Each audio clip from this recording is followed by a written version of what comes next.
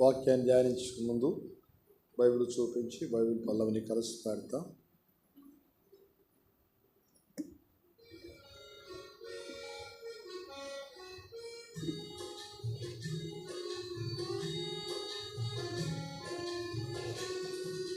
బల్లె బల్లె మాట బంగారు మాట బైబిల్లో మాట యేసు మాట. బల్లె బల్లె మాట బంగారు మాట బైబిల్లో మాట యేసు మాట. నా జీవితాన నీ జీవితాన మరువనే మాట యేసు మాట. నా జీవితాన నీ జీవితాన మరువనే మాట యేసు మాట. బల్లె బల్లె మాట బంగారు మాట బైబిల్లో మాట యేసు మాట. బల్లె బల్లె మాట బంగారు మాట బైబిల్లో మాట యేసు మాట. బలె బలె మాట బంగారు మాట బైబిల్లో మాట యేసు మాట. మరి నా జీవితాన నీ జీవితాన మరువని మాట యేసు మాట అని పాడాం. కానీ మరి ఈరోజు ఉదయకాలం ఎంతమంది మరి ఈ గ్రంథాన్ని పఠించి ధ్యానించారు? అందరూ వ్యక్తిగతంగా పఠించి ధ్యానించారా? రెండవది, కుటుంబారాధనలు ఎంతమంది పాలు పొందారు? కుటుంబారాధన మనకు చాలా అవసరం. మూడవదిగా నియామక కోడికలు, దేవుని యొక్క సమాజంలో జరిగే నియామక కోడికల్లో నమ్మకంగా మనం పాలు పొందాలి. ఇట్లా వాక్యానికి ప్రాధాన్యత ఇస్తే ఆత్మీయ జీవితంలో దేవుని మేలును మనం అనుభవించగలమని ప్రియమైన దేవుడు జ్ఞాపకం చేస్తున్నారు. రండి, హెబ్రీ పత్రిక 12వ అధ్యాయం మొదటి 2 వచనాలు అందరం కలిసి చదువుతాం. హెబ్రీ పత్రిక 12 మొదటి 2 వచనాలు. ఇంత గొప్ప సాక్షి సమూహం మేఘం వలె మనల్ని ఆవరించినందున మనమును ప్రతి భారమును సులువుగా చిక్కులు పెట్టే పాపమును విడిచిపెట్టి విశ్వాసమును కర్తయు దాన్ని కొనసాగించి వాడిని యేసు వైపు చూచు మన ఎదుట ఉంచబడిన పందెంలో ఓపికతో పరిగెత్తుదము. ఆయన తన ఎదుట ఉంచబడిన ఆనందం కొరకై అవమానము నిర్లక్ష్య పెట్టి సిలువను సహించి దేవుని సింహాసనకు కుడిపార్శ్వమున ఆసీనుడై ఉన్నాడు. 11:1 వచనం చదువుదాం. 11వ అధ్యాయం 1వ వచనం. విశ్వాసమున్నది నిరీక్షించిన వాటి యొక్క నిజస్వరూపము, అదృశ్యమని వినవనటకు రుజువునై ఉన్నవి. ఒక మాట కూడా చదువుతా.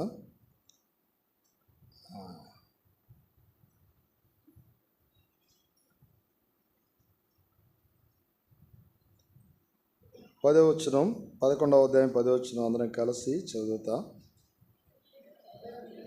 ఏలైనగా దేవుడు దేనికి శిల్పియు నిర్మాణకుడై ఉన్నాడు, ఆ పునాదులు గల ఆ పట్టణముకు అబ్రహాము ఎదురు చూచుచుండెను. 1 కొరింథీ 11:28 నుండి 31 వరకు మనం మార్చి చదువుతాం.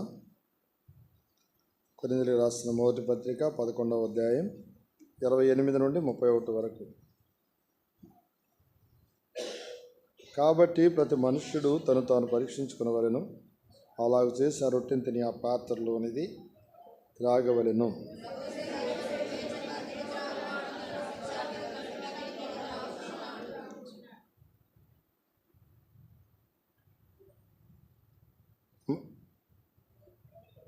ఇందువలననే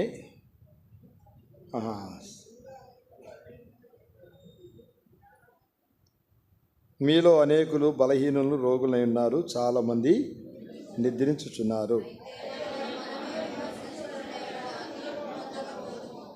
చిన్న ప్రార్థన చేస్తాం. శివాధిపతి, మరోసారి కృతజ్ఞతలు చెల్లించి ఆరాధించి యోగ్యత లేని మమ్మల్ని ప్రేమించి సమకూర్చి దయగల తండ్రి, చీకటిలో నుండి వెలుపలికి తీసుకొని రావడం మాత్రమే కాదు, చీకటి అంధకారమైన జీవితం నుండి గొప్ప విడుదల కలిగించిన కలవరి సిలువనెక్కిన మీ ప్రేమను బట్టి మీ స్తోత్రాలు. దయగల తండ్రి, తిరిగి ఆత్మీయ జీవితంలో ఎన్నో పర్యాయాలు జారిపోయిన పరిస్థితుల్లో, దూరంగా వెళ్ళిన పరిస్థితుల్లో, మీకు దుఃఖాన్ని కలిగించిన పరిస్థితుల్లో ఉన్న వాత్సల్యత పూర్ణుడు అని నాయన రుజువుపరుచుకొని నా కొరకు కన్నీరు కార్చిన దేవుడిగా తిరిగి నన్ను సమకూర్చి, ఏది అనాది కాలం నా ఎడల మీరు సంకల్పాన్ని కలిగి ఉన్నారు, అది నెరవేర్చుకున్నట్టుగా ఇష్టం కలిగిన వారే నన్ను విడిచిపెట్టక నన్ను ఆవరించి దయగల తండ్రి ఆత్మీయమైనటువంటి సహవాసులని తీసుకుని వచ్చి దేవుని ప్రజల సహవాసులను నన్ను సమకూర్చి మీ సన్నిధి ఆనందాన్ని నాకు ఇచ్చిన మీ ప్రేమకై గణపరుస్తూ ఆరాధిస్తున్నాను. ఇది మాత్రమే కాదు కానీ నా దయగల తండ్రి, నా మహిమకు నిరీక్షణకర్తగా మీరున్నారని దేవ నా పక్షాన్ని రుజువుపరుచుకుంటూ, దయగల తండ్రి ఆకాశం ముందు మీరు తప్ప నాకెవరున్నారు, ఇది నాకుండగా ఈ లోకంలో ఏది కూడా నాకు అక్కర్లేదని మహిమలోనికి మీరు తీసుకుని వెళ్ళే దేవుడు అని అటు నిరీక్షణతో ముందుకు సాగునట్లుగా విశ్వాసమైన కర్త దాన్ని కొనసాగించే ఆయన వైపు చూడ్డాన్ని దేవ నన్ను ప్రేమించి ఈ సన్నిధిలో సమకూర్చుకున్న మీ ఉన్నతమైన ఉద్దేశాన్ని బట్టి మీ స్తోత్రాన్ని, నా కొరతల్లో, బలహీనతల్లో, దయగల తండ్రి నా నిరుత్సాహంలో, నా కృంగుదల్లో నన్ను ఆదుకుంటూ వచ్చిన నా దేవుడిగా మీరు ఉన్నందుకై గణపరుస్తూ ఆరాధిస్తున్నాను. ఆకాశమందు మీరు తప్ప నాకెవరు కూడా లేరన్న సత్యాన్ని నా జీవితంలో ఎరిగి మిమ్మల్ని సేవించడానికి దయగల తండ్రి అయోగ్య దాసు మీరు జ్ఞాపకం చేసుకున్నందుకై గణపరుస్తూ ఆరాధిస్తున్నాను. తిరిగి ప్రభువా పరిశుద్ధమైన బలలో చేయవేయక ముందు ఆత్మీయ జీవితాలు పరిశీలించుకొని బల ఎదుకు రావడానికి దేవ ప్రేమించి తీసుకుని వచ్చిన లేఖనాలు మాకు దీవించు, ఆశీర్వదించు. మాతో మాట్లాడండి, మీ స్వరాన్ని వినిపింపచేయండి. ఈ ఆత్మకే మాటలు అవసరం ఉన్నాయో ఆ మాటలు మీరు ఇచ్చి మమ్మల్ని బలపరచండి, మమ్మల్ని హెచ్చరించి నూతనపరచండి. కావలసిన హెచ్చరికతో కూడిన మాటలు, దిద్దుబాటుతో కూడిన మాటలు, ఆదరణకరమైన మాటలు, ప్రోత్సాహం పురికొలుపుతో కూడిన మాటలు ఇచ్చి మీ ప్రజలైన మమ్మల్ని బలపరచమని మీ సన్నిధిలో ప్రార్థిస్తున్నా. శత్రు సాతానుకు సిగ్గు కలిగించండి. వ్యర్థమైన మాటలు ఉచ్చరించుకున్నట్లుగా మీ దాసుని ఆత్మ స్వాధీనంలో అదుపులో ఉంచుకొని మీకు ఇష్టమైన విధానంలో వినియోగించుకొని మహిమ పొందండి. ప్రతి వారికి అవసరమైన మాటలు మీ సింహాసనం నుండి విడుదల చేయండి. హెబ్రీ 4:12 అందరి పట్ల నెరవేర్చండి. మీ స్వరాన్ని వినిపింపచేయండి. యోగ్యంగా మీ బల ఎదుకు వెళ్ళడానికి మమ్మల్ని సిద్ధపరచు. యేసుక్రీస్తు వారి ఘనమైన నామములో హృదయపూర్వకమైన స్తుతి ఆరాధన చెల్లించి ప్రార్థించి వేడుకొనుచున్నాను తండ్రి.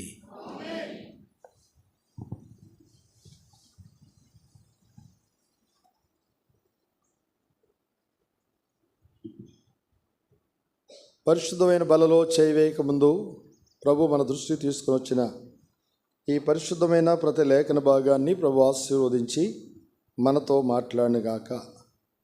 బల యొక్క విశిష్టతను మన జీవితంలో గుర్తించి బల ఎదుకు మనం వెళ్ళాలి. ఆ బల పరిశుద్ధతను గురించి మాట్లాడుతుంది, బల్ల ప్రత్యేకతను గురించి మాట్లాడుతుంది, బల్ల సిద్ధపాటును గురించి మాట్లాడుతుంది. ఈ 3 విషయాలు మన గమనంలో ఉంచుకునడం చాలా అవసరమని ప్రభు జ్ఞాపకం చేస్తున్నాడు. అపోస్తలుడైన పౌలు గారు కొరింథీయులను హెచ్చరిస్తూ ఈ మాటలు తెలియపరుస్తూ వచ్చాడు. ప్రభు శరీరం అని వివేచింపక తిని త్రాగువాడు తనకు శిక్షావిధి కలుగుటకే తిని త్రాగుచున్నాడు. ఇందువల్లనే మీరు అనేకులు ఏమైపోయారట? బలహీనులు, కొంతమంది రోగులు, కొంతమంది నిద్రించేవారయ్యారని దేవుని యొక్క వాక్యం తెలియపరుస్తుంది. అంటే మనం ఆత్మీయంగా బలహీనం కాకూడదు, ఆత్మీయంగా మృతమైన వారు మనం కాకూడదు. జీవించున్నామని పేరు మాత్రమే నీవు మృతుడు అని రాయబడింది. అట్లా మన జీవితాలను నష్టపరచుకోవద్దని ప్రియమైన దేవుడు ప్రేమించి మాట్లాడుచూ వస్తున్నాడు. కనుక విశ్వాస జీవితాలు ఎంతో యోగ్యంగా శుచిపరచుకొని ఆ పరిశుద్ధమైన బలలో మనం చేయవేయాలని ప్రియమైన దేవుడు జ్ఞాపకం చేస్తున్నాడు. నిజంగా దేవుడు మనల్ని కరుణించి మన నిమిత్తమై కలవరిశిలలో గొప్ప క్రయాన్ని చెల్లించి ఆయన మరి శరీరానికి సాదృశ్యంగా ఉన్న రొట్టె ఇక్కడ మన మధ్యలో ఉంది కదా, ఆ ప్రియమైన దేవుడు శరీరం అంతా మన కొరకు ఆయన దున్నించుకున్నాడు. ఆయన పవిత్రమైన నిర్దోషమైన రక్తాన్ని మన కొరకు ఆయన ధారలుగా ఖర్చు వేస్తూ వచ్చాడు. ఆ రక్తంతో మనల్ని ఏం చేశాడు? ఆయన విమోచించాడు. పరిశుద్ధ జనాంగముగా దేవుడు మనల్ని చేశాడంటే ఆయన పరిశుద్ధతలో మనం ఐక్యపరచుకోవాలి. అంత మాత్రమే లోకమునకు వేరై మనం ప్రత్యేకముగా ఉండాలి. మన ప్రధాన యాజకుడు ప్రత్యేకించబడిన వాడిని 7వ అధ్యాయం 26వ వచనంలో మనం వెలుగుతుంది కదా, మన పాటలో ఉంది కదా, పూతాత్ముడా నిర్దోషి ప్రభు అని పాడాం కదా. అది పవిత్రుడు, నిర్దోషి, నిష్కల్మషుడు, పాపుల్లో చేరక ప్రత్యేకముగా ఉన్న ప్రధాన యాజకుడు మనకు సరిపోయినటువంటి వాడని రాయబడి ఉంది. ఆయనతో మనం ఐక్యపరుచుకున్నట్టుకు ఆ బల దగ్గరికి మనం వెళ్ళాలి. తిరిగి ఆయన ఒక మాట చెప్పాడు 13వ అధ్యాయంలో, నేను వచ్చు పర్యంతము ఇలాగూ చేయడి అని చెప్పాడు. అంటే ఆయన వచ్చేంతవరకు మనం ఆ బలలో మనం చేయి వేస్తూ ఆయన కొరకు మనం సిద్ధపడాలి అని దేవుడి యొక్క వాక్యం తెలియపరుస్తుంది. ఆ బల సిద్ధపాటును గురించి తెలియపరుస్తుంది. అలా మన ఆత్మీయ జీవితాలు శుచిపరచుకొని ఆ బలలో మనం చేయి వేయాలి. అయితే మరి ప్రభు శరీరమని రక్తమని వివేచింపక తిని త్రాగితే ఏమైపోతాం? అప్పుడు దేవుడు చెప్పాడు కదా, ఏం చెప్పాడు? తిను దినమున నిశ్చయముగా మీరు చచ్చిపోతారని చెప్పాడు. అంటే దేవుని యొక్క ఉద్దేశం ఏంటి? వాళ్ళు చనిపోవాలనే బ్రతకాలనే దేవుని ఉద్దేశం. వాళ్ళు బ్రతకాలని హెచ్చరిక చేస్తాడు. అందుకని మన మధ్యలో ఉంచిన బల్లేంటి? హెచ్చరిక. మనకు హెచ్చరికగా దేవుడు ఉంచాడు. యోగ్యంగా ఆత్మీయ జీవితాన్ని కట్టుకొని దేవునికి మహిమకరంగా జీవితాలు కొనసాగించడానికి ఆ బల్లను మన మధ్యలో దేవుడు ఉంచాడు. బల్లలో చేయి వేయకముందు ఆత్మీయ జీవితాలను యోగ్యంగా మనం పరిశీలించుకోవాలి. ఇది బల్ల వర్తమానం అంటారు. అదే బల్ల వర్తమానం అంటే. సరే, దేవుని యొక్క వాక్యాన్ని ఆధారం చేసుకొని మనం చూస్తే ఇప్పుడు మరి హెబ్రీ పత్రిక 12వ అధ్యాయం 1-2 వచనాలు మనం చూస్తూ వచ్చాం కదా. ఏమి రాబడి, ఇంత గొప్ప సాక్షి సమూహం మేఘం వల్లే మనల్ని ఆవరించినందున మనమును ప్రతిభారమును సులువుగా చిక్కులు పెట్టు పాపము నుండి విడిచిపెట్టి విశ్వాసమున కర్తయు దాన్ని కొనసాగించువాడిన యేసు వైపు చూచు మన ఎదుట ఉంచబడిన పందెములో ఓపికతో పరిగెత్తుదము. ఆయన తన ఎదుట ఉంచబడిన ఆనందము కొరకై అవమానమును నిర్లక్ష్యపెట్టి ఆ సిలువను సహించి దేవుని సింహాసనం యొక్క కుడి పార్శ్వన ఆయన ఎట్టున్నాడట, ఆసీనుడై ఉన్నాడు. అందుకనే ఆయన వైపు చూస్తూ మనం ముందుకు సాగాలి. ఆయన విశ్వాసమునకు కర్త, దాన్ని కొనసాగించే దేవుడు. అందుకని ఆయన వైపు మనం చూస్తూ ఈ యాత్రను మనం ముందుకు కొనసాగించాలి. ఆ దేవుని యొక్క ఉన్నతమైన ఉద్దేశం. సరే, ఇక్కడ అబ్రహాము జీవితాన్ని కొన్ని విషయాలు మనం చూస్తూ వచ్చాం. అబ్రహాము దేవుని యందు విశ్వాసం ఉంచి నీతిగా చేయబడినటువంటి వాడై ఇప్పుడు విశ్వాస యాత్రను అబ్రహాము ప్రారంభించి కొనసాగుతూ వచ్చినట్లుగా దేవుని యొక్క వాక్యాలు మనం ధ్యానిస్తూ వెళ్ళాం. అది ఆదికాండం 13వ అధ్యాయం ఆఖరి వచనాల వరకు నిన్న మనం చూస్తూ వచ్చాం. ఇప్పుడు 14వ అధ్యాయానికి వస్తే అబ్రహాం ఎక్కడున్నాడనే విషయానికి వస్తే, అబ్రహాము హెబ్రోన్లోని మమ్రే దగ్గర ఉన్న సింధూర వృక్షవనంలో దిగి అక్కడ యెహోవాకు బలిపీఠమును కట్టినట్లుగా దేవుని యొక్క వాక్యంలో రాయబడి ఉంది. హెబ్రోన్ అనగా సహవాసము, మమ్రే అనగా బలపరచబడుట, సింధూర వృక్షం ఆయన యొక్క సిలువ. ప్రతి చిన్న సందర్భంలో కూడా మనం ఎవరిని ఆశ్రయించాలి? ఆయన సిలువను మనం ఆశ్రయించాలి. సిలువలో ఏముంది? మనకు గొప్ప విజయం ఉంది. సిలువలో మనకు విజయం ఉంది. ఆత్మీయ జీవితంలో ఏ పరిస్థితులైనా మరి సిలువను ఆశ్రయించినప్పుడు మన సేద తీర్చుకోవడానికి అవకాశం ఉంది. అందుకనే నేను కూడా సిలువను ఆశ్రయించిన జీవితాన్ని కలిగిన వారమై ఆయన వైపు చూస్తూ ముందుకు మనం సాగాలని దేవుని యొక్క వాక్యం తేటగా మాట్లాడుతుంది. కొన్ని వచనాలు మనం చదివాం. విశ్వాసం అనేది నిరీక్షించిన వాటి యొక్క నిజస్వరూపము, అదృశ్యమైనవి ఉన్నవనుటకు అది రుజువునై ఉన్నది అని దేవుని యొక్క వాక్యంలో రాయబడి ఉంది.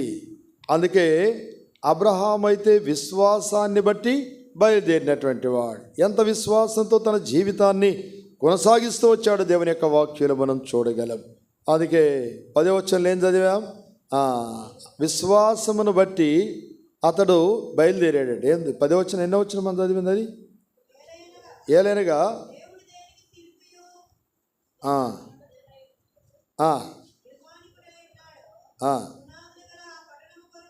పునాదులు గల ఆ పట్టణం కొరకు అబ్రహాము ఎదురు చూచుండు. విశ్వాసమును బట్టి దాని పై వచనం మళ్ళీ చదువు. పై వచనం విశ్వాసమును బట్టి అతడును అతనితో వాగ్దానముకు సమాన వారసులైన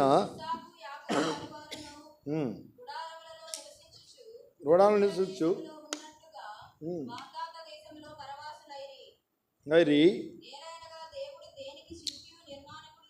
ఏలైనగా దేవుడు దేనికి శిల్పియు నిర్మాణకుడై ఉన్నాడో పునాదులు గల ఆ పట్టణం వైపు అబ్రహాము ఎదురు చుచూ వెళ్ళాడట.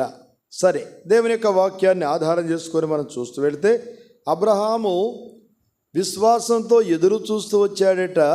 దేని కొరకు? పునాదులు కలిగిన ఆ పట్టణం. దేనికి దేవుడు శిల్పియు నిర్మాణకుడునై ఉన్నాడో ఆ పట్టణం వైపు అబ్రహాము దృష్టి ఉంచినట్లుగా దేవుని యొక్క వాక్యంలో మనం చూస్తున్నటువంటి వారు. సరే, ఆ ఔన్నత్యమైనటువంటి స్థాయిలోనికి అబ్రహాము రావడానికి గల కారణం ఏంటంటే విశ్వాసమునకు కర్తయు దాన్ని కొనసాగించువాడైన ఆయన వైపు చూస్తూ యాత్రను కొనసాగించినట్లుగా దేవుని యొక్క వాక్యంలో వ్రాయబడి ఉంది. ఇప్పుడు 14వ అధ్యాయానికి రండి. 14వ అధ్యాయానికి వచ్చిన తర్వాత ఆదికాండం 14వ అధ్యాయంలో 2-3 విషయాలు ఇక్కడ మనం క్లుప్తంగా చూస్తాం. దేవుని యొక్క వాక్యాన్ని ఆధారం చేసుకుని 14వ అధ్యాయంలో అబ్రహాం ముందుకు వెళ్ళాడు. వెళ్ళుచూ ఉండగా అక్కడ కొన్ని విషయాలు జరిగినట్లుగా దేవుని యొక్క వాక్యాలు రాయబడినాయి. ఇప్పుడు అబ్రహాము లోతు ఏమయ్యారు? వేరుగా ఉన్నారు. అయితే లోతుకు చాలా సమస్యలు వచ్చినట్లుగా రాయబడి, లోతుకు సమస్యలు వచ్చినాయి. లోతుకు సమస్యలు వచ్చినప్పుడు అబ్రహాం ఏం చేశాడు? అబ్రహాము సహాయం చేసినట్లుగా దేవుని యొక్క వాక్యంలో రాయబడింది. అబ్రహాము సహాయం చేయడానికి వెళ్ళి 5 రాజులను అబ్రహాము జయించినట్లుగా దేవుని యొక్క వాక్యంలో రాయబడి ఉంది. దేవుని వైపు మనం చూస్తే విజయవంతమైన జీవితాన్ని మనం జీవించగలము అని దేవుని యొక్క వాక్యం తెలియపరుస్తూ ఉంది. ఎవరిని ఆధారం చేసుకొని వెళ్ళాడు ఇప్పుడు అబ్రహాము?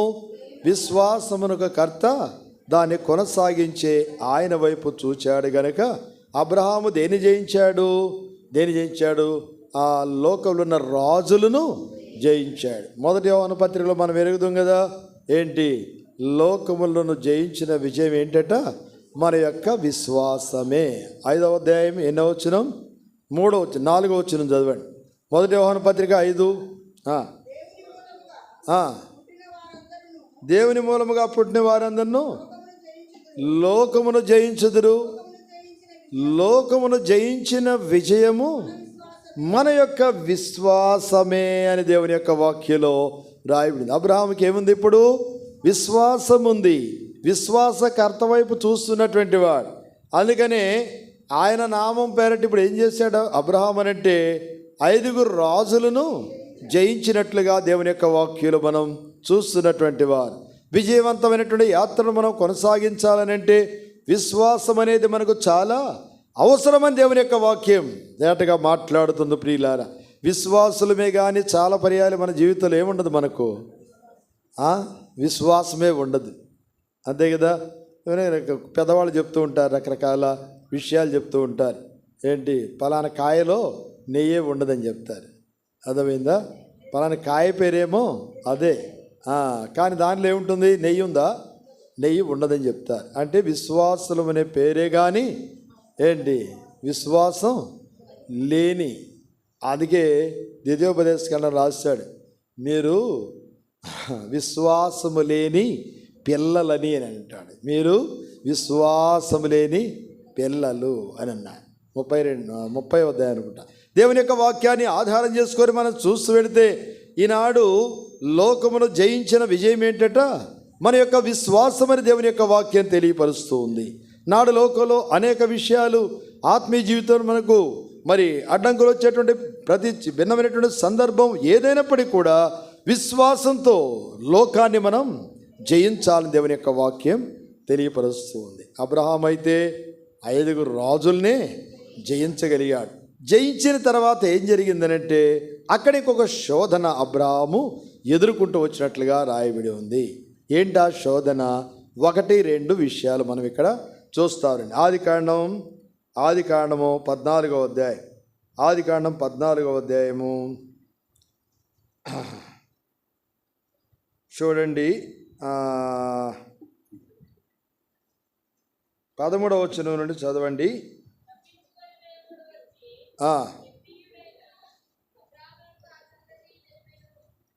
ఒక నిమిషమ్మా.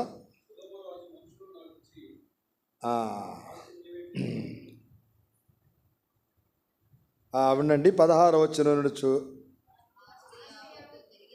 ఆస్తి యావత్తు తిరిగి తెచ్చి తన తమ్ముడైన లోతును, అతని ఆస్తిని, స్త్రీలను, ప్రజలను తిరిగి తీసుకొని వచ్చాను. అప్పుడు 17వ వచనం చూడండి. అతడు కదొర్లాయోమెరును అతనితో కూడా నున్న రాజులను ఓడించి తిరిగి వచ్చినప్పుడు సొదొమ రాజు అతనిని ఎదుర్కొనుటకు రాజు లోయను షావే లోయల్ మట్టుకు బయలుదేరి వచ్చెను. మరియు షాలేము రాజైన మెల్కీసెదెకు రొట్టెను, ద్రాక్షారసమును తీసుకొని వచ్చెను. అతడు సర్వోన్నతుడగు దేవుని యాజకుడు. తర్వాత వచ్చిన కూడా చదవండి. అప్పుడు అతడు అబ్రామును ఆశీర్వదించి ఆకాశమునకును భూమికిని సృష్టికర్తయును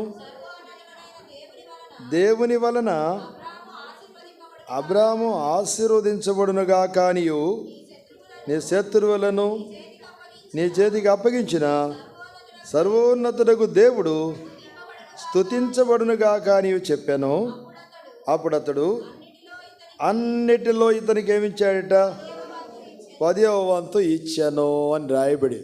తర్వాత ఇంకొక భాగం ఉంటుంది. సరే, ఇక్కడ మనం చూస్తూ వెళితే అబ్రాహాము జయించి తిరిగి వచ్చిన తర్వాత ఏం జరిగిందట? అబ్రాహాముకు ఎవరో ఎదురు వచ్చి ఏదో ఇచ్చినట్లుగా దేవుని యొక్క వాక్యంలో రాయబడి ఉంది. అబ్రాహాము జయించాడు. దేన్ని బట్టి జయించగలుగుతూ వచ్చాడు అబ్రాహాము? విశ్వాసమును బట్టి. విశ్వాసమునొక కర్త ఆయన వైపు చూచిన కారణాన్ని బట్టి మరి వారిని జయించగలిగినట్లుగా దేవుని యొక్క వాక్యాలు మనం చూస్తున్నా. తిరిగి వచ్చేసరికి మరి షావే లోయలో కూడా వచ్చిన తర్వాత 17వ వచనంలో మనం చూస్తూ వెళితే ఏమి రాయబడి ఉంది అక్కడ? ఎవరెదురు వచ్చారు అబ్రాహాముకు? ఎవరు వచ్చారు?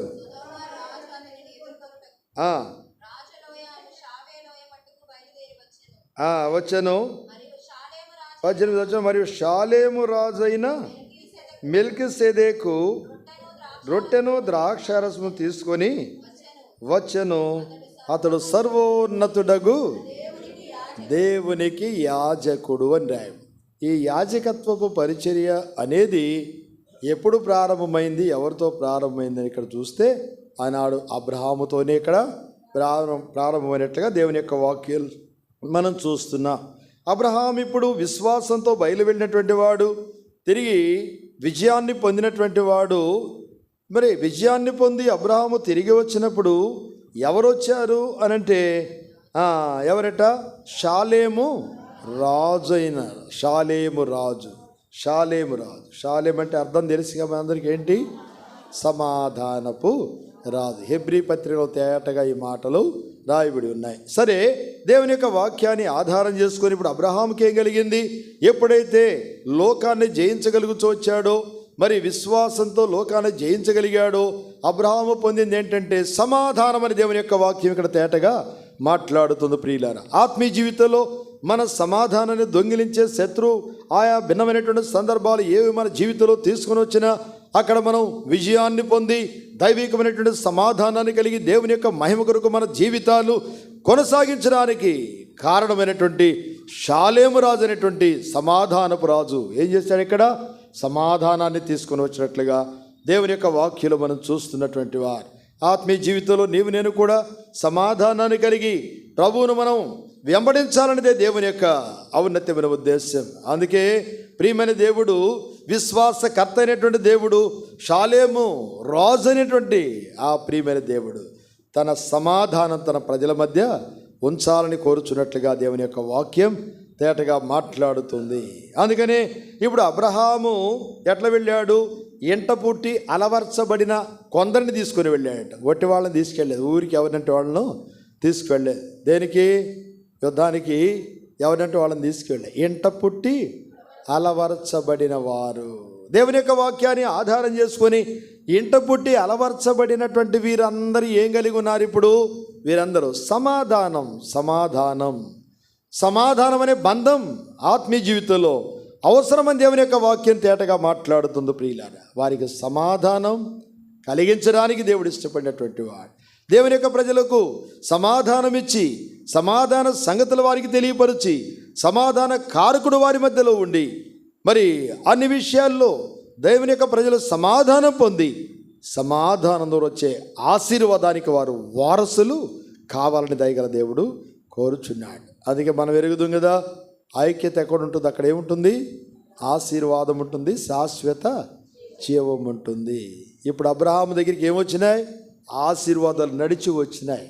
అబ్రహాం వెళ్ళాడు ఆశీర్వాదం కోసం, లేక ఆశీర్వాదాలు అవే నడిచి వచ్చినాయి? ఏముంది అక్కడ? ఎవరు వచ్చారు? వచ్చి ఆయన ఏం చేశాడు? ఆశీర్వదించాడు. అబ్రహామును ఆశీర్వదించాడు. 133వ కీర్తన అదే మనకిచ్చే వివరణ. సహోదరుల ఐక్యత కలిగి నివసించుట ఎంత మేలు, ఎంత మనోహరము. అది తల మీద పోయబడి అహరోను గడ్డం మీదుగా దిగజారి అతని అంగీల అంచుల వరకు దిగజారిన పరమేళ తైలములే ఉండును. సియోను పర్వతానికి దిగివచ్చు హెర్మోను మంచు వలె ఉండును. ఆశీర్వాదమును శాశ్వత జీవమును అచ్చట ఉండవల్లని యెహోవా సెలవిచ్చాడు. ఆశీర్వాదాలు ఇప్పుడు ఎక్కడికి వచ్చినాయి?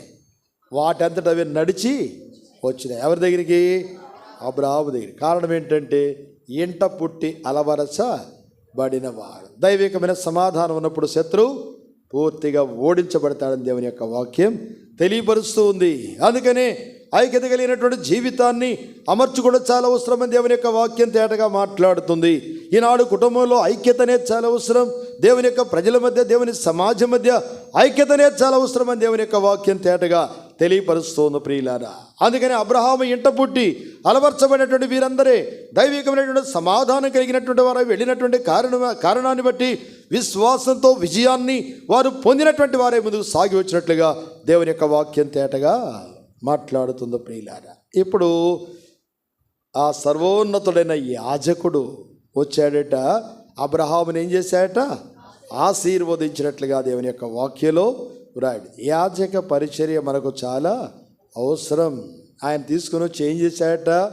రొట్టెను ద్రాక్ష రసమును అతని వద్దకు తీసుకుని వచ్చాడు. అతను సర్వోన్నతుడైన దేవుని యాజకుడు.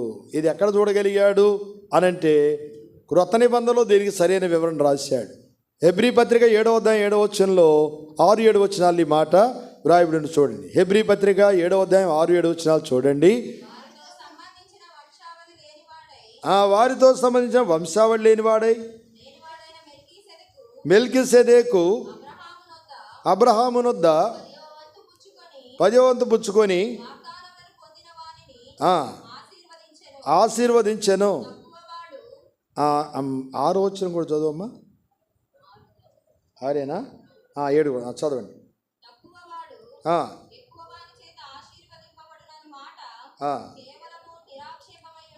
నిరాక్షేపమై ఉన్నది మరియు లేవి క్రమము చూడగా చావునకు లోనైన వారు 10వ వంతును పుచ్చుకొనిచున్నారు.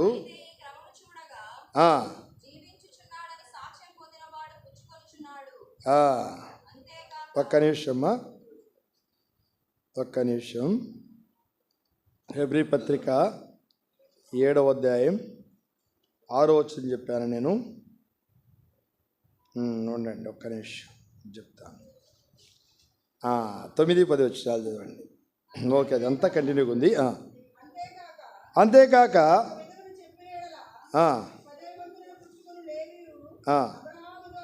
అబ్రహాము ద్వారా దశమాంశములను ఇచ్చెను.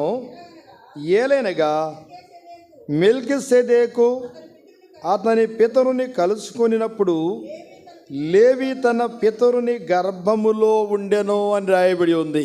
చూడండి, అప్పుడు లేవి ఎక్కడున్నాడు?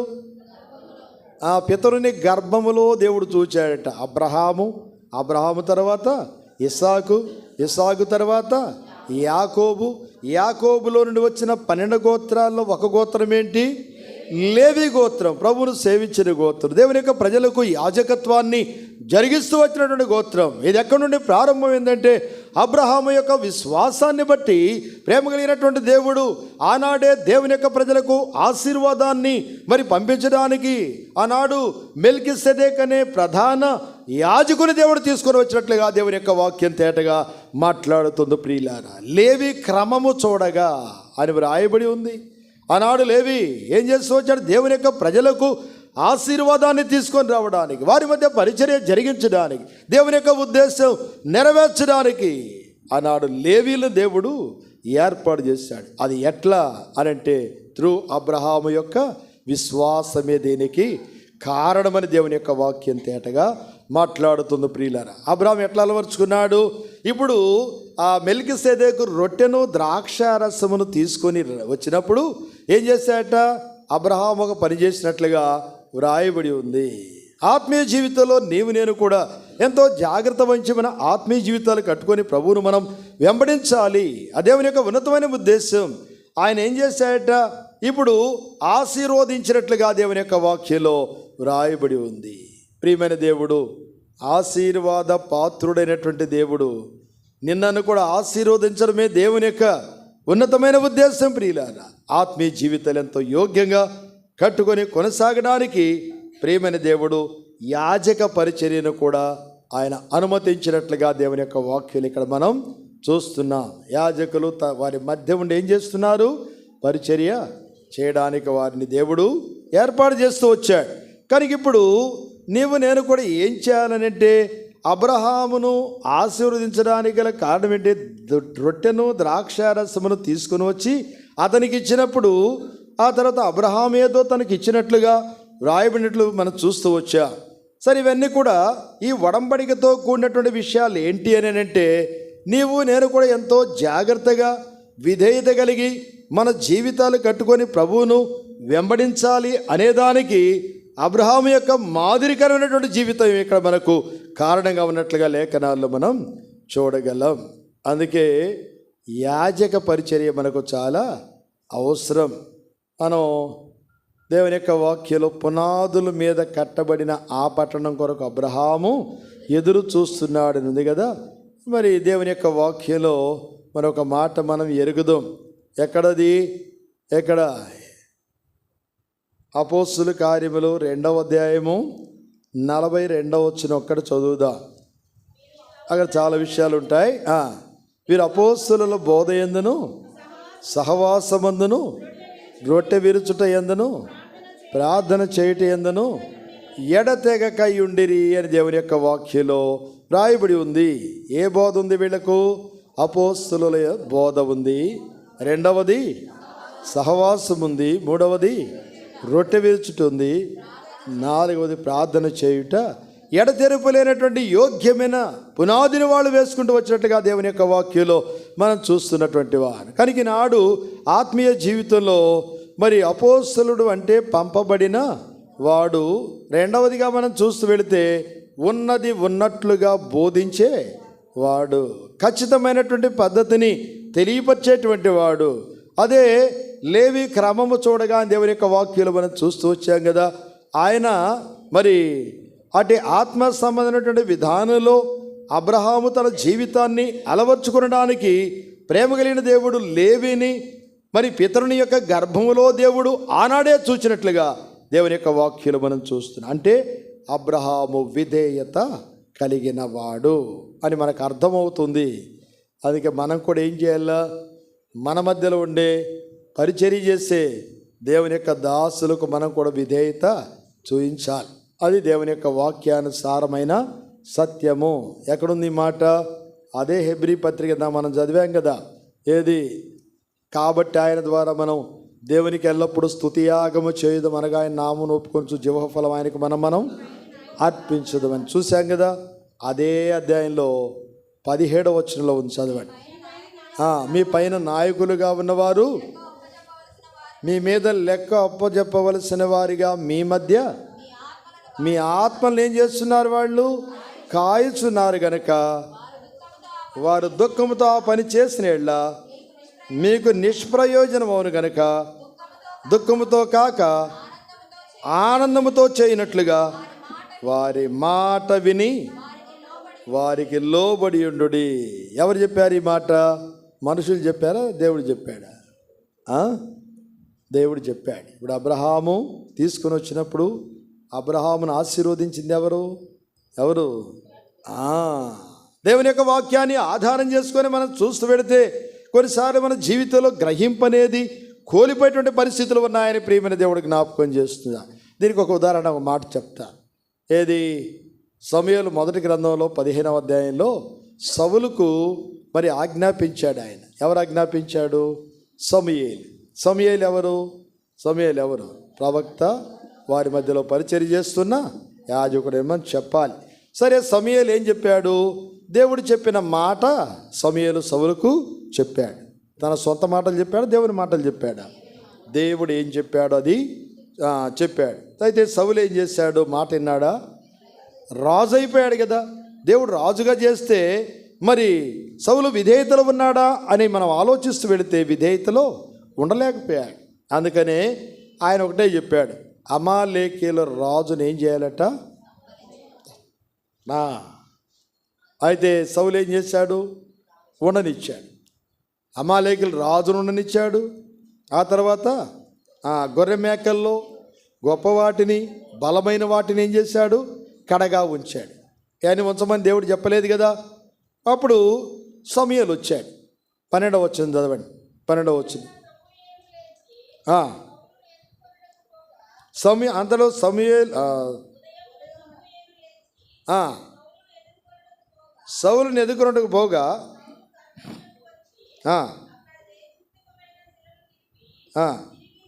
జయసూచకమైన శిలను నిలిపి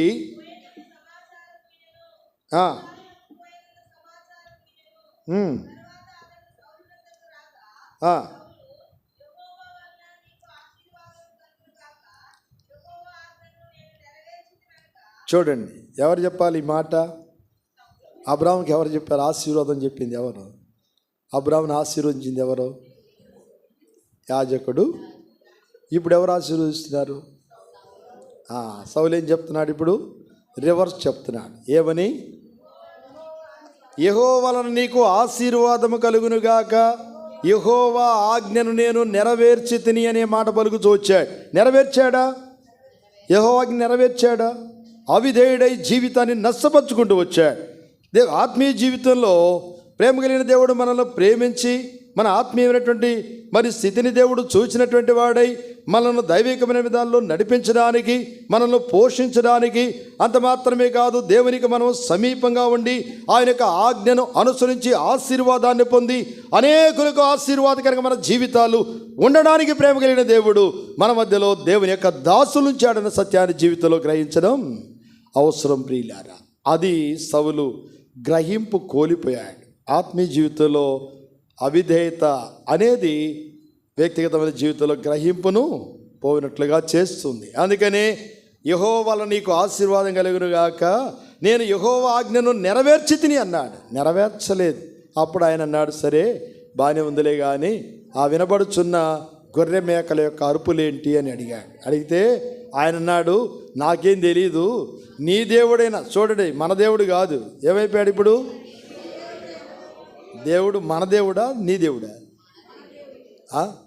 నీ దేవుడైన యెహోవాకు బలులు అర్పించడానికి జనులు వాటిని కడగా ఉంచారు, నేను కాదని చెప్పి. అర్థమైందా? చూడండి, ఇప్పుడు ఏదైనా దేవుని యొక్క మందిరావరణలో దేవుని యొక్క పని జరిగించబడుతుందని అంటే ఒకవేళ మరి దేవుని సేవకుని కొరకు జరుగుతుందా, ప్రజల కొరకు జరుగుతుందా? చెప్పాలి. ఎవరి కొరకు? అందుకని ఇప్పుడు ఏం చెప్తున్నాడు సౌలు? నీ దేవుడైన యెహోవాకు. మన దేవుడు పోయాడు. ఏ దేవుడు హెచ్చించాడో, ఏ దేవుడు ఉన్నతమైన స్థానానికి తీసుకొని వచ్చాడో, రాజుగా దేవుడు చేస్తూ వచ్చాడో ఆ దేవుని ఇప్పుడు ఏమైపోయాడు? ఇప్పుడు మరచిపోయాడు. అవిధేయతలో జీవితం ఉన్నప్పుడు గ్రహింపును కోల్పోతామని దేవుని యొక్క వాక్యం తెలియపరుస్తుంది ప్రియులారా. అందుకనే ఆయా సందర్భాలు వ్యక్తిగతమైన జీవితంలో మరి మనం కూడా కొన్నిసార్లు అర్థం కాక కొన్నిసార్లు ప్రస్తావిస్తూ ఉంటాం, చేసుకుంటున్నాడు, ఆయన కొరకే చేసుకుంటున్నాడు, ఆయన కొరకు చేసుకుంటే మరి ఏం చేస్తాడు, ఆయన కొరకు ఆయన కొరకు ఏం చేసుకుంటాడు. కొన్నిసార్లు ఉండొచ్చు, కొన్ని సందర్భాలు పరిస్థితులు మన మధ్య జరిగిన కొన్ని విషయాలు కూడా ఉండొచ్చు.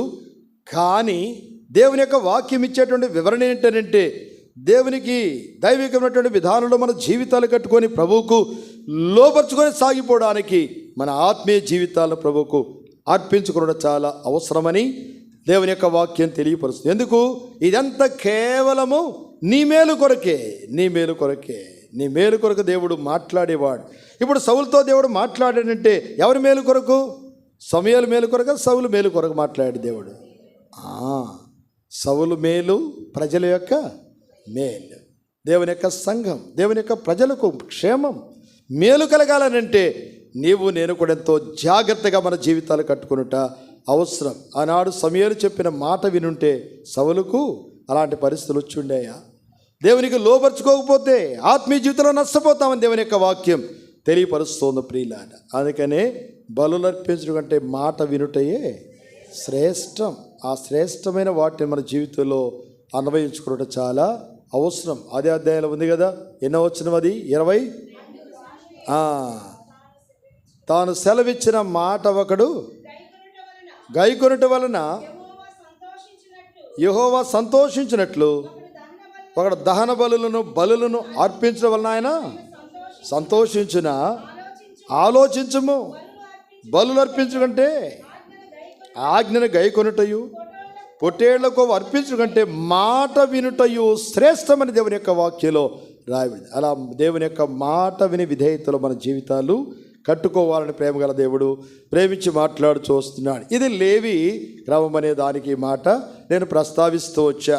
సరే, ఈనాడు మన ఆత్మీయ జీవితంలో మరి ఎంతో యోగ్యంగా మన జీవితాలు కట్టుకొని కొనసాగడానికి ఇప్పుడు అబ్రహాము అలవర్చుకున్న ఆత్మ సంబంధమైనటువంటి విషయాలు మన జీవితాల్లో కూడా అన్వయించుకున్నటువంటి వారమై దేవుని యొక్క సమాజం మధ్య దైవాశీర్వాదాలు పొంది అనేకులకు ఆశీర్వాదకరంగా మన జీవితాలు ఉండాలనేదే దేవుని యొక్క ఉన్నతమైన ఉద్దేశం. అందుకని అబ్రహామును ఆయన ఏం చేశాడట? ఆశీర్వదించాడు. ఆశీర్వదించిన తర్వాత ఆయన ఏం చేశాడు?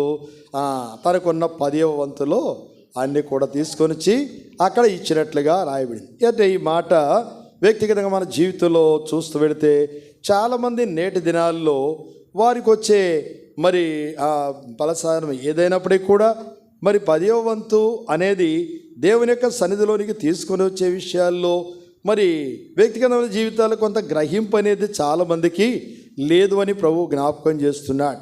దీని మీద రకరకాలైన విషయాలు ప్రస్తావిస్తున్నారు. కానీ అంటే 10వ వంతు అని క్రొత్త నిబంధనలోనికి వచ్చిన తర్వాత 10వ వంతు కాదు, ఏమి ఇవ్వాలట? అధికంగా ఇవ్వాలి. అర్థమైందా? వారిని ఆశీర్వదించిన కొలది అని రాయబడింది దేవుని యొక్క సముఖంలో చూస్తూ వెళితే. కానీ ఈనాడు ఎంతో యోగ్యంగా మన జీవితాలు కట్టుకొని మరి దేవునికి ఇవ్వవలసినటువంటి భాగాన్ని దేవునికి ఇచ్చే విషయంలో మనం తప్పిపోయిన స్థితిలో ఉన్నామని ప్రేమగల దేవుడు జ్ఞాపకం చేస్తున్నాడు. ప్రారంభ దినాల్లో మరి అరవింద్ అంకులు చెప్పేవారు. అరవింద్ అంకులు ఏం చెప్పారంటే, ఆ దినాల్లో మరి తెనాలి చుట్టుపక్కల చాలా సంఘాలు ఉన్నాయి కదా ఇప్పుడు. ఏంటి, ఆ దినాల్లో చాలామంది ఎక్కడ సుండూరు ఇంకా ఆ అవతల నుండి కూడా జనాలట నడిచి వచ్చేవాళ్ళట. ఎక్కడికి? బెరాకాకి నడిచి. మీరు కూడా పోయి ఉంటారు కదా, అర్థమైందా? మీరు కూడా బెరాకాకి నడిచి పోయి ఉంటారు. ఆ మొదటి దినాల్లో చిన్నగా సంఘాలు అక్కడక్కడ ఏర్పాటు చేసినప్పుడు మరి అక్కడ మరి పరిచర్య జరిగించాలంటే ఎక్కడి నుంచి ఎవరొకరు వెళ్ళేవాళ్ళు. ఆ తర్వాత అక్కడక్కడ సేవకులను పెట్టుచూ వచ్చారు. ఇప్పుడు సేవకులు పోషించబడాలి. ఎట్లా పోషించబడతారు అనంటే దేవుని ప్రజలట నమ్మకంగా ఉన్నారట. దేవుని ప్రజలు నమ్మకంగా. అప్పుడు కూలి ఎంత? చాలా తక్కువ కూలి పని చేసుకునే వాళ్ళు ఒకవేళ ₹1 అనుకోండి. ఏంటి, ₹1 కూలికి వెళితే ఏంటి, దానిలో 10వ వంతు ఎంత? 10 పైసలు. అప్పటి నుంచే అంతకుముందు నుంచే ప్రారంభమైన మా పరిచర్య. అర్థమైందా? ₹1 కూలి కంటే ఇంకా దిగువ నుంచే. అప్పుడు 10 పైసలు కదా. ఆ 10 పైసలు ఇచ్చి ఏంటి ప్రతిదినం నమ్మకంగా అది తీసుకొని వచ్చి దేవునింట్లో అంత కూడబెట్టుకొని దేవునింట్లో తెచ్చి ఇచ్చేవాళ్ళు. తర్వాత ₹10 కూలి అయిపోయి, ₹10 కూలి అయిపోయిన తర్వాత ఎంత? 10వ వంతు రూపాయి. అంటే వారం దినాలు పనిచేస్తే 7 రూపాయలు వస్తుంది. అర్థమైందా? ఆ తర్వాత అట్లా అంచెలంచెలుగా దేవుడు ఆశీర్వదిస్తూ వచ్చాడు.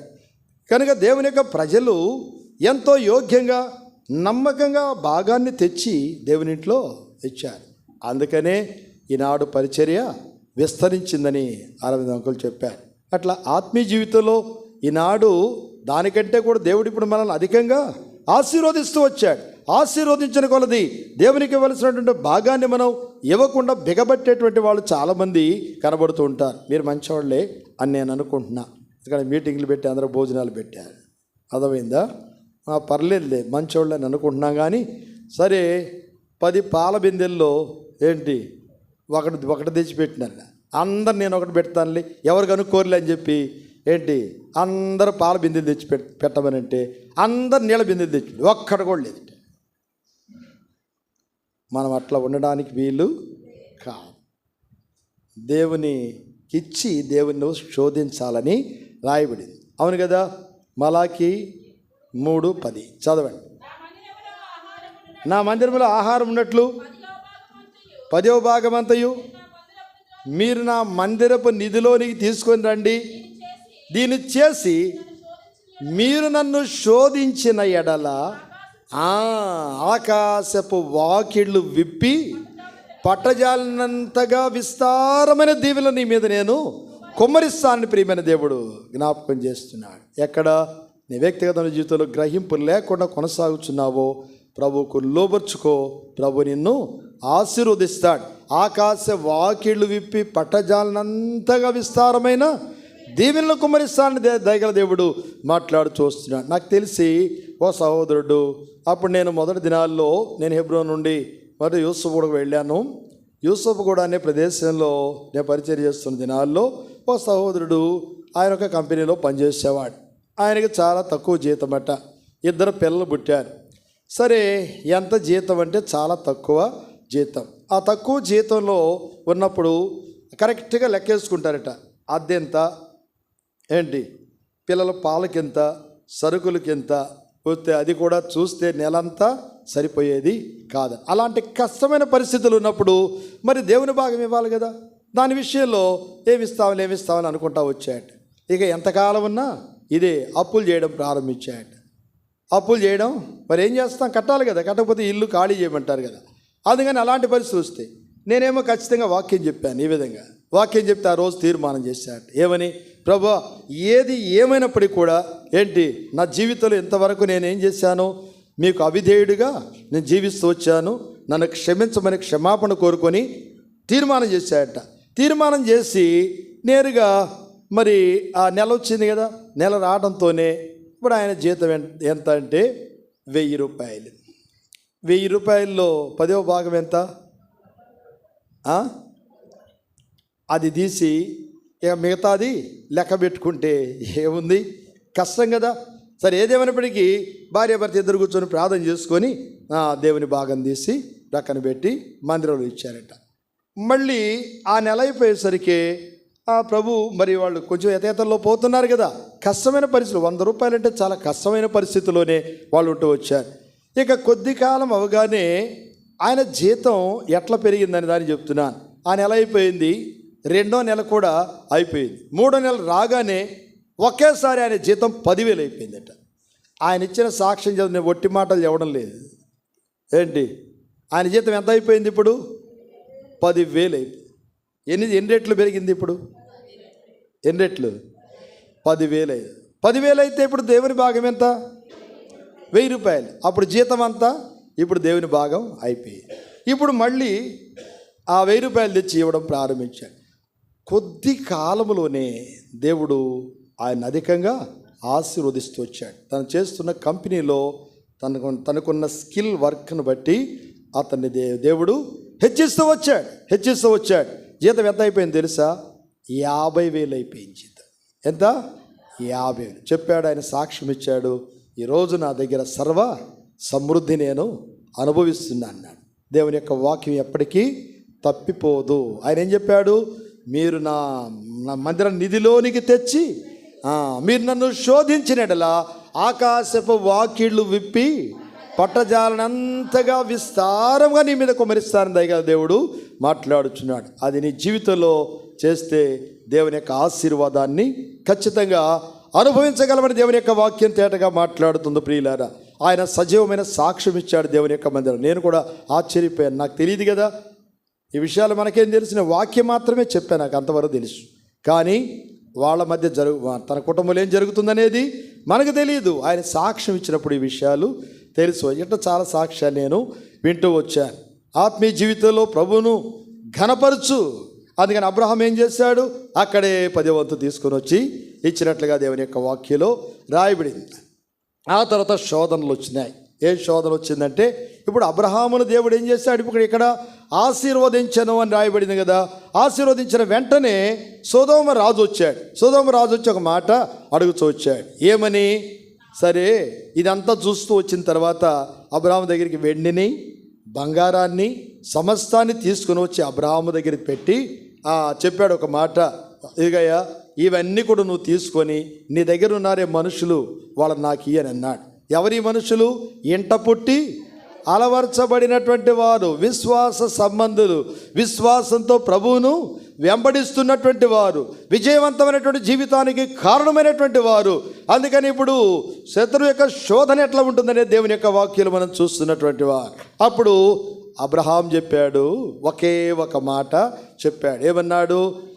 ఈ వెండి బంగారం అన్నీ కూడా నువ్వు తీసుకొని ఆ మనుషులు నాకు ఇవ్వమంటే అబ్రహాము నాకు వద్దని చెప్పాడు. ఈరోజు సామెతల గ్రంథం చదివారా?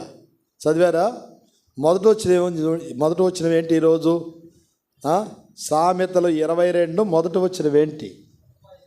గొప్ప ఐశ్వర్యము కంటే మంచి పేరును,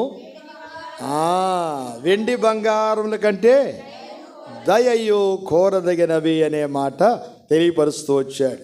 ప్రసంగి 7:1 కూడా ఇలాంటి మాటే ఉంటుంది. ప్రసంగి 7:1 ఏంటి? సుగంధ తైలం కంటే మంచి పేరు ఒకరి జన్మదినం కంటే మరణదినమే మేలని అంటాడు. అంటే మంచి పేరు అనే దానికి ఇక్కడ చూస్తున్నా. దేవుని యొక్క వాక్యాన్ని ఆధారం చేసుకొని చూస్తూ వెళితే ఇప్పుడు అబ్రహాము దేనిని కోరుకుంటూ వచ్చాడు? వెండి బంగారాలు కోరుకున్నాడా? అబ్రహాము ఏం కోరుకున్నాడు? సుగంధ తైలాన్ని కోరుకున్నాడా? లేదే. ఏం కోరుకుంటూ వచ్చాడట? ఒకే ఒక మాట చెప్పాడు. అబ్రహాము చెప్పినటువంటి మాట ఏంటంటే, అబ్రహామును నేనే ధనవంతునిగా చేసేదని నీవు చెప్పకుండానట్లుగా నీ వాటిలో ఒక నూలు పోరైనను చెప్పులు వారైనను నేను తీసుకున్నని ఆకాశమునకును భూమికి నీ సృష్టికర్త సర్వోన్నతుడైన దేవుని యొక్క సముఖంలో నా చెయ్యెత్తి ప్రమాణము చేస్తున్నానని కఠినమైనటువంటి తీర్మానాన్ని అబ్రహాము చేశాడు. ఇది విశ్వాసకర్త వైపు చూస్తూ వచ్చిన విశ్వాస యొక్క జీవిత విధానం. శోధనలో అబ్రహాం ఇక్కడ విజయాన్ని పొందినట్లుగా దేవుని యొక్క వాక్యాలు మనం చూస్తున్నటువంటి వారు. అలాగే మన ఆత్మీయ జీవితాలు కట్టుకొని ఎక్కడ మరి ఇప్పుడు అబ్రహాము కలిమి విస్తరిస్తుంది కదా. కలిమి విస్తరించుకుని కొలది ప్రభువుకు అబ్రహాం ఏమవుతున్నాడు? ఇప్పుడు సమీపంగా ఉన్నాడు. అందుకని వ్యర్థమైన వాటిని ఏం చేస్తున్నాడు? విస్మరించాడు. ఈ దినాల్లో కొంతమంది ఇంత జీతం పెరిగిన తర్వాత మరి ప్రభు కొరకు నమ్మకంగా ఉంటున్నారా అని అంటే ఏమి నమ్మకంగా ఉండలేకపోతున్నారు చాలామంది. ఏంటి, ఏదైనా చిన్న చిన్న ఉద్యోగాలే ప్రభు ఇచ్చిన అక్కడ ప్రభువుకు నమ్మకంగా ఉండి ప్రభువును గణపరచవలసిన జీవితాలు చూస్తే ఎట్లుంటున్నారంటే, ఏదైనా ఇది అబ్రహాం దగ్గరికి ఎట్లా శోధన వచ్చింది? వెండి బంగారం అని అన్నాడు కదా. వెండి బంగారం అవి కుప్ప వేసి ఇదిగో నువ్వు తీసుకుంటే ఆయన ఏమన్నా నాకు వద్దన్నాడు కదా. మనం ఏం చేస్తున్నాం? ఈ దినాల్లో ఏం చేస్తున్నారు? ఉద్యోగాలు చేసేవాళ్ళు అంటే మీరు మంచోళ్ళు కావచ్చు, కొంతమంది ఉన్నారు. నాకు తెలిసి ఒక ఆయన, నేను హెబ్రోన్లో యూత్ క్యాంప్ జరుగుతుంటే నాకు ఎదురొచ్చాడు. ఆయన ఒక ఆఫీసర్, ఎక్కడ సెక్రటరియట్లో ఆఫీసర్. ఆయన మాది బ్రేక్ ఇచ్చినప్పుడు నేను జస్ట్ మెయిన్ గేట్లోంచి బయటకు వచ్చాను. నాకు ఎదురొచ్చాడు గేట్లో. ప్రైజ్లాడన్నా అని అన్నాడు. సరే ప్రైజ్లాడనంటే ఏమన్నా అంటే, ఆయన అసలు ఎందుకు వచ్చి యూత్ క్యాంప్కి వచ్చాడంటే ఎట్లా వచ్చాడని నేను అనుకున్నా. అన్నాడు, అన్నా సెలవు పెట్టి యూత్ క్యాంప్ కొరకు వచ్చానన్నా అని అన్నాడు. నిజంగా మేమేం చేస్తాం? గుడ్డోడు ఎవరు గుడ్డోడు? అది సేవకుడే. అర్థమైందా? అది ఏం చెప్పాడంటే, అన్నా సెలవు పెట్టి నేను యూత్ క్యాంప్కి వచ్చాను అన్నాడు. సరే సంతోషించాను నేను. సర్లే మంచిది, లోపలికి వెళ్ళి కూర్చోండి బ్రదర్ అని చెప్పాను. తర్వాత నేను దాటి కొంచెం ముందుకెళ్ళి ఇంకొక ఆయన కలిశాడు నన్ను. నేను ఇక్కడ మాట్లాడుతున్నాను కదా, మాట్లాడి కొంచెం నేను ముందుకెళ్ళగానే ఇంకొక ఆయన కలిసి ప్రొద్దుటూరు నుంచి వచ్చాడు. ఆయన కలిశాడు. అన్న అన్నని ఏన్నా అంటే తెలుసు ఆయన నాకు అంతకుముందు. ఏన్నా అంటే ఆయన పేరు డేవిడ్. అన్న అన్నాడు. ఏనండి ఏం డేవిడ్ ఉన్నా బాగున్నారా? మామూలుగా పలకరించాడు అనుకున్నా, నాకు తెలియదు విషయం. అన్న బాగున్నావన్నా, ఎప్పుడు వచ్చారంటే పొద్దున వచ్చావన్నా. అన్న మీతో ఇప్పుడు అక్కడ మాట్లాడేవాడు అన్నాడు. వాడు మీతో ఇందాక ఇప్పుడు ఒకడు మాట్లాడేవాడు అని. ఎవరు నాతో ఎవరు అంటే యూత్ క్యాంప్ కదా, చాలామంది వస్తూ ఉంటారు, అందరూ పలకరిస్తూ ఉంటారు, ఎవరినైనా నేను గుర్తుపెట్టుకోవాలి నేను అని అంటే అన్నాడు. కాదన్నా ఆ గేట్లో మీతో మాట్లాడుతున్నాడే వాడు అని. వాడంటే అతను ఆఫీసర్ కదా, నేను ఈయన అంటాడని నేను అనుకోలేదు. అప్పుడు చెప్పాడు, అన్నా అది మీతో టక్కేసుకొని మాట్లాడాడన్న. తెలుసు నాకు అని అన్నా. ఏంటంటే ఆయన బాగా తెలుసు అన్నవాడు అని అంటే వాడు అంటున్నాడు నాకు తెలుసు, ఈయనకు ఫ్రెండ్ ఏమో అనుకున్నాను నేను. కాదు, అప్పటికి 15,000 పైన లంచం తీసుకున్నాడు. ఎక్కడ? సెక్రటరియట్లో. ఆయన ఫైల్ అక్కడే వద్దాడు. చెప్పి అన్న వాడు ఇప్పటికి 15,000 తీసుకున్నా అన్న, నా ఫైల్ ఇంకా వాడి చేతుల్లోనే ఉందన్న అని చెప్పాడు. అర్థమైందా? అంటే శోధనకు మనం ఏమైపోతున్నాం? గురి అయిపోతున్నాం. వ్యర్థమైన వాటికి గురి అయిపోతున్నాం. నిజాశీర్వాదాన్ని పొందలేని స్థితిలో ఉన్నాం. ఇంకొక మాట చెప్పాలనంటే ఆయన సెలవు పెట్టి కాదు వచ్చింది, సస్పెండ్ అయ్యి వచ్చినాడు.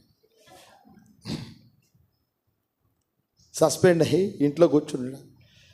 పోనీలే ఆ హెబ్రోన్ కన్నా పోదామని అక్కడకు వచ్చాడనమాట. అది ఈనాడు అలాంటి అవమానకరమైన జీవితాలు మనం జీవించకూడదు. ప్రభు కొరకు సాక్షిగా జీవించు, విజయవంతమైనటువంటి యాత్రను కొనసాగించు. అందుకనే ఆయన సమస్తమైనటువంటి దేవుడు, ఆయన సమస్తము నీకు ఇవ్వగలడని దేవుని యొక్క వాక్యాలు రాయబడి ఉంది. ప్రభు మీద నువ్వు ఆధారపడితే చిన్నదాన్ని దేవుడు అధికంగా ఆశీర్వదించేటువంటి వాడు. నువ్వు కొద్దిలో నమ్మకంగా ఉంటే దేవుడు అధికమైన వాటి మీద నిన్ను నిర్ణయిస్తాడని దేవుని యొక్క వాక్యాలు రాయబడింది. కనుక నాడు శోధన గురైనటువంటి పరిస్థితులు ఏది జీవితంలో వస్తున్నాయో వాటిని మనం విస్మరించాలని దేవుని యొక్క వాక్యం తేటగా మాట్లాడుతుంది. అది అబ్రహాము యొక్క జీవిత విధానము. అట్లా అబ్రహాము తన జీవితాన్ని యోగ్యంగా కట్టుకొని విజయవంతమైనటువంటి యాత్రను కొనసాగిస్తున్నట్లుగా దేవుని యొక్క వాక్యం తేటగా మాట్లాడుతుంది. అయితే అబ్రహాముకు నిరుత్సాహం ఉందట. ఆ నిరుత్సాహాన్ని గురించి దేవుడు మాట్లాడాడు. ఏమి రాయబడి ఉంది? రండి ఇక ముగిస్తాను. 15వ అధ్యాయం మొదటి వచ్చిన చదవండి. 15వ అధ్యాయం మొదటి వచ్చిన యెహోవా వాక్యము అబ్రాహామునకు దర్శనమందు వచ్చి, అబ్రామా నేను నీ కేడము, నీ బహుమానము అత్యధికమగునని చెప్పాను. అందుకు అబ్రాహాము, ప్రభువైన యెహోవా నాకు ఏమి ఇచ్చిననేమి, నేను సంతానము లేని వాడనై పోచున్నాను కదా. ఈవెన్ దమస్కు ఎలియాజరే నా ఇంటి ఆస్తి అంతటికి వారసుడవుతాడు కదా అని అబ్రహాం ఏం పడినాడు? ఇక్కడ నిరుత్సాహపడినట్లుగా వ్రాయబడి ఉంది. కారణం ఏంటనంటే వారికి పిల్లలు లేరు. ఇలాంటి నిరుత్సాహకరమైనటువంటి పరిస్థితుల్లో ఉన్నప్పుడు దేవుడు ఏం చేస్తాడు అనంటే దేవుడు ప్రత్యక్షమై మాట్లాడుతాడని దేవుని యొక్క వాక్యం తేటగా మాట్లాడుతుంది. అందుకనే కదా అబ్రహాము ఎంత నిరుత్సాహంలో ఉన్నాడో దేవుడు మాట్లాడితే కానీ అది అర్థం కాలేదు. ఏమిచ్చినా నాకు ఏముందయ్యా, అన్నీ ఉన్నాయి, అన్నీ ఇచ్చావు కానీ నాకు పిల్లలే లేరని. అంటే ఎంత నిరుత్సాహం ఉందో, ఎంత ఆందోళన చెందిన హృదయంలో ఉన్నాడో అది అబ్రహాము యొక్క అంతరంగాన్ని దేవుడు చూచినటువంటి వాడు. అందుకనే అబ్రహాము ఎక్కడ కూడా విశ్వాసమందు సనగిరిపోకుండా అబ్రహామును విశ్వాసమందు దృఢపరచడానికి ప్రేమ కలిగిన దేవుడు తన జీవం కలిగిన వాక్కును తీసుకొని వచ్చి అబ్రహాముతో మాట్లాడినట్లుగా దేవుని యొక్క వాక్యాలు మనం చూస్తున్నటువంటి వారు. మాట్లాడి ఇప్పుడు అబ్రహామును ఏం చేస్తున్నాడు? అబ్రహామును చేయబట్టుకొని తీసుకొని వచ్చి, లేదు నేను నీకు సంతానం ఇస్తా, నేను వారిని అధిక నిన్ను ఆశీర్వదిస్తా అంటే అప్పుడు 6వ వచనంలో అబ్రహాము దేవుని నమ్మెను, అది అతనికి నీతిగా ఎంచబడిన రాయుడు. 17వ అధ్యాయానికి రండి. 17వ అధ్యాయం మొదటి వచనం. 17వ అధ్యాయం మొదటి వచనం.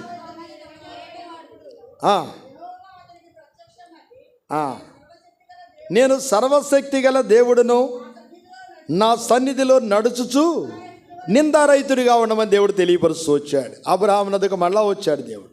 అదన వాక్యం వచ్చింది చెప్పండి, మళ్ళా మొదటి వచ్చింది చెప్పమా. అబ్రహాము 99 ఏండ్ల ఈడు కలిగినటువంటి వాడై ఉన్నప్పుడు యెహోవా అతనికి ప్రత్యక్షమై, నేను సర్వశక్తి గల దేవుడును, నా సన్నిధిలో నడుచుచు ఎట్లుండాలట, నీవు నిందారహితుడిగా ఉండు. ఎప్పుడు ఎంత వయసు?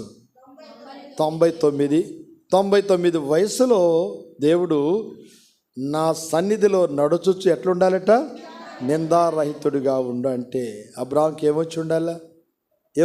అబ్రహాంకు కోపం రావాలి, అంతేగా. ఎక్కడ 12వ అధ్యాయంలో ప్రారంభమైన అబ్రహాము యొక్క యాత్ర ఇప్పుడు ఎంత వచ్చింది? ఇప్పుడు 99కి వచ్చి 99 ఏండ్ల ఈడి కలిగినటువంటి వాడు ఎన్నప్పుడు దేవుడు ఏమంటున్నాడు అబ్రహాముతో? నా సన్నిధిలో నడుచుచు నిందారహితుడిగా ఉండు అని అన్నాడు. అంటే ఇప్పుడు ఏమనుకో ఉండాల్సింది? నేనేం చేశానయ్యా, నేను ఎంత నమ్మకంగా ఉన్నానయ్యా, నేను ఎంత విశ్వాసంతో ఉన్నానయ్యా అని అనుకున్నాడా అబ్రహాము? లేదే. అబ్రహాము దేవునికి భయపడువాడు.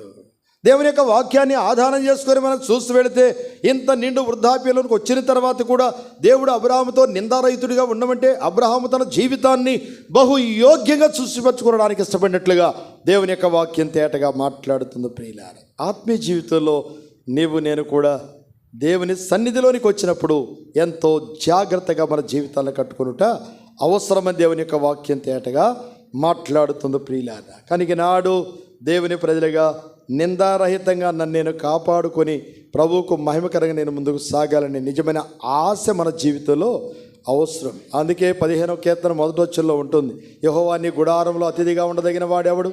నీ పరిశుద్ధ పర్వతం మీద నివసింపదగినటువంటి వాడు ఎవరు?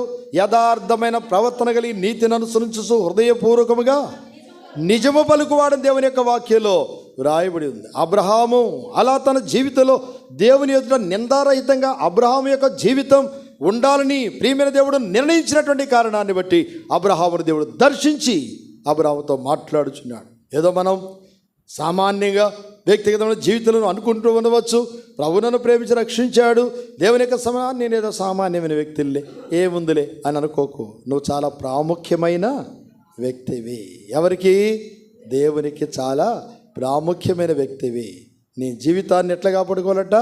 నిందారహితంగా కాపాడుకునుట చాలా అవసరమని దేవుని యొక్క వాక్యం తేటగా మాట్లాడుతుంది. ప్రియులారా, ఆత్మీయ జీవితంలో కొరతలు ప్రభు దగ్గర పడవేసుకొని క్షమాపణ కోరుకొని నిందారహితంగా నా జీవితాన్ని ప్రభు ఎదుట నేను కాపాడుకుంటానని తీర్మానంలోనికి రావడం చాలా అవసరమని దేవుని యొక్క వాక్యం తేటగా మాట్లాడుతుంది. అనాలోచనతో మనం సాగిపోవడానికి వీలు లేదు. అందుకనే అబ్రహాము ఎడల దేవునికి ఉన్న ఆ ఔన్నత్యమైన ప్రణాళిక నెరవేర్చడానికి అబ్రహామును దేవుడు యోగ్యంగా సిద్ధపరచడానికి మాట్లాడినట్లుగా దేవుని యొక్క వాక్యం తెలియపరుస్తూ ఉంది. ఆ తర్వాత మరి 18వ అధ్యాయంలో అబ్రహాం ఏం చేశాట? ఆతిథ్యం చేసినట్లుగా రాయబడి ఉంది దేవుని యొక్క బిడ్డలకు. ఆ తర్వాత అబ్రహాముతో దేవుడు చెప్పాడు, తనకున్న నిరుత్సాహం అంతా తొలగించి 14వ వచనంలో ఒక మాట, 18:14 ఒకటి చదవండి. యెహోవాకు అసాధ్యమైనది ఏదైనా కలదా? మీదటికి నిర్ణయ కాలమున నీ యొద్దకు తిరిగి వచ్చేదను. శారాకి ఏమిటట? కుమారుడు కలదు. శారా నవ్వుకుందట, ఇదేంటి నా యజమానుడేమో మరి 100 సంవత్సరాలు, నాకేమో ఎంతట? శారా వయసు ఎంతటప్పుడు? 90. అయితే ఇంత వయసు ఉడిగిపోయిన తర్వాత పిల్లలు పుడతారని నవ్వుకున్నట్టు లోపల నవ్వితే దేవుడు అన్నాడు, శారా నవ్వనేలా అన్నాడు. ఎవరికి తెలుసు? అది దేవునికి తెలుసు. అంటే తనకున్న మరి ఏమనుకుందో ఆ ఊరికి చెప్తా ఉంటారులే, వాక్యం వస్తూ ఉంటుందిలే, మనం కూడా అంతే కదా, జరుగుతా పాడ ఏదో చెప్తా ఉంటారులే అని అనుకుంటా ఉంటాం కదా మనం కూడా. అదే మన స్థితి. శారా కూడా అదే స్థితిలో ఉంది. ఆ దేవుడు అన్నాడు, శారా నవ్వనేలా అని అన్నాడు. కనుక నీకున్న నిరుత్సాహాన్ని తొలగించడానికి, నీకున్నటువంటి ఆత్మీయ జీవితంలో నీకున్న నింద తొలగించబడ్డానికి ప్రేమ కలిగినటువంటి దేవుడు మాట్లాడుచున్నప్పుడు, యెహోవానని నేను సర్వశక్తి కలిగిన వాడను, నాకు అసాధ్యమైనది ఏదైనా కలదా అని దేవుడు సెలవిస్తూ వచ్చాడు. అది మరి శారా ఎదుటికి రాగానే నేను అవ్వలేదని చెప్పేసి ఏం చెప్పింది? నేను అవ్వలేదని. లేదు, నువ్వు నవ్వితివి. మౌనం ఏంటట? అంగీకారం. అంగీకరించి నిజమే నవ్వాను, అవిశ్వాసంతో ఉన్నాను. కనుక ఈ అవిశ్వాసం ఏం చేయాలా? అయ్యా నా అవిశ్వాసాన్ని బాగు చేయమని వాళ్ళు దేవుని దగ్గర పడవేసుకున్నారు. కొత్త నిబంధనలో శిష్యులు అయ్యా నా అవిశ్వాసాన్ని ఏం చేయాలట? బాగు చేయమని దేవుని దగ్గర పడవేసుకున్నారు. అలా మనం కూడా ఎక్కడ అవిశ్వాసంతో వెళుతున్నామో అది ప్రభు దగ్గర పడవేసుకొని అయ్యా నా విశ్వాసాన్ని కూడా బలపరచు. వారు విశ్వాసము ద్వారా బలమును పొందిరి అని దేవుని యొక్క వాక్యాలు మనం చూస్తూ వచ్చాం. హెబ్రీ పత్రిక 7వ అధ్యాయంలో చదివాం కదా. ఆమె మరి విశ్వాసం వలన ఏం పొందిందట?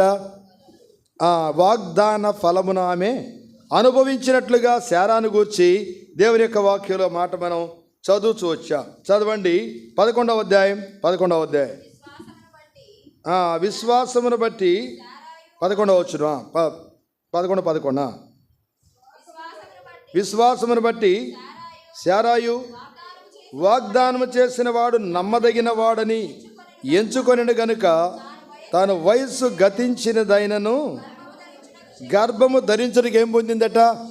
శక్తి పొందానని దేవుని యొక్క వాక్యంలో వ్రాయింది. విశ్వాసంతో దేవుని మీద ఆధారపడు, దేవుడు నిన్ను కూడా బలపరచడానికి ఇష్టపడేటువంటి వాడు. ఆమె గర్భఫలాన్ని పొందింది. వ్యక్తిగతమైన జీవితంలో నీకు కూడా ఎక్కడ అవిశ్వాసంతో మరి నిరుత్సాహంతో ఉన్నావో దేవుని యొక్క వాక్యంలో ఈ మాట చూసాం. వాగ్దానము చేసిన వాడు ఎవరట? నమ్మదగిన వాడు అని మనం నమ్మాలట. హెబ్రీ పత్రిక 10:23లో ఈ మాట రాయబడి ఉంటుంది. వాగ్దానం చేసిన దేవుడు ఎవరట? నమ్మదగిన వాడు. అది నువ్వు నమ్మితే ప్రేమ కలిగిన దేవుడు నీ పక్షాన వాగ్దానాలు నెరవేర్చేవాడు. ఎన్నో వాగ్దానాలు వచ్చినాయి, నా వాగ్దానం నెరవేరలేదు. ఇది మొన్నే కదా తీసుకుని, ఒక నెల అయింది తీసుకొని. ఏమంటున్నావు ఇప్పుడు? వాగ్దానం ఇచ్చాడు కానీ వాగ్దానం నెరవేరలేదు. నెరవేరదు. ఎన్నో రకరకాలైన ఆలోచనలు. ప్రభు మీద నువ్వు ఆధారపడు. విశ్వాసంతో దేవుని మీద ఆధారపడితే వాగ్దానం చేస్తే వచ్చినటువంటి దేవుడు ఎవరట? నమ్మదగినటువంటి వాడు. ఆ నమ్మకమైన సృష్టికర్తగా మనల్ని మనం అర్పించుకుంటే దేవుడు మనల్ని ఆశీర్వదిస్తాడు. పేతురు రాసిన మొదటి పత్రిక 4 ఆఖరి వచనంలో మాట రాయబడి ఉంటుంది. అక్కడ మనం చూస్తే నమ్మకమైన సృష్టికర్తగా మన ఆత్మలు మనం అప్పగించుకునే వాళ్ళని దేవుని యొక్క వాక్యంలో రాయబడి ఉంది. ఆ నమ్మదగిన దేవునికి నూతనమైన దానిలో మనం అర్పించుకోవాలని ప్రేమైన దేవుడు జ్ఞాపకం చేస్తున్నాడు. ఇప్పుడు వాగ్దానం చేసినట్లుగా అబ్రహాముకి ఏమిచ్చాడు? దేవుడు కుమారుని ఇచ్చాడు. ఆ కుమారుని ఇచ్చిన తర్వాత ఈ కుమారుని కూడా మళ్ళీ నాకు ఇవ్వమన్నాడు దేవుడు. చూడండి 22వ అధ్యాయం ముగింపు. రండి 22వ అధ్యాయం మొదట వచ్చింది చదవండి. ఆ సంగతులు జరిగిన తర్వాత దేవుడు అబ్రహామును పరిశోధించెను. ఎట్లనగా ఆయన అబ్రహామా అని పిలువగా అతడు చిత్తము ప్రభు అన్నాడు. అబ్రహాము ఎప్పటికి కూడా ఎట్లుంటాడట? దేవుని చిత్తాన్ని చేయడానికి ఇష్టపడినటువంటి వాడు. ఇప్పుడు అబ్రహామును దేవుడు పరిశోధించెను అని రాయబడింది. ఎట్లా పరిశోధించాడు? అబ్రహామా అని అనగానే చిత్తము ప్రభు అని అన్నాడు. ఏంటంటే నీకొక్కగానొక్క కుమారుడు, నీవు ప్రేమించే ఇస్సాకును తీసుకొని వచ్చి మోరియా దేశానికి వెళ్ళి అక్కడ బలిగా అర్పించు అని అన్నాడు. ఎట్లుంటో చెప్పండి.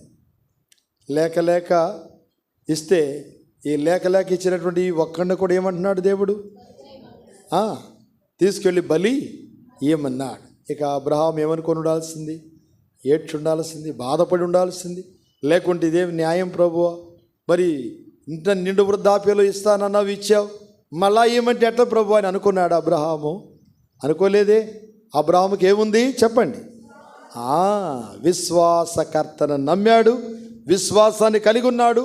దృఢ విశ్వాసాన్ని కలిగినటువంటి వాడు కనుక దేవుడు చెప్పిన ఏ మాట కూడా తూచ తప్పకుండా తన జీవితంలో మరి దేవునికి లోబర్చుకోవడానికి ఇష్టపడినటువంటి వాడు అబ్రహాం. ఒక్క మాట కూడా మాట్లాడకుండా కుమారుని తీసుకొని వెళ్తానే ఉన్నాడు. మరి శారాకి చెప్పాడు లేదో మనకు తెలియదు. అబ్రహాం కుటుంబంలో సమాధానం ఉంది, చాలా సమాధానం ఉంది. సరే శారాకి చెప్పాడో తెలియదు కానీ ఇప్పుడు తీసుకొని కుమారుని తీసుకొని వెళ్తున్నాడు. ఇద్దరు కలిసి వెళ్తున్నారు.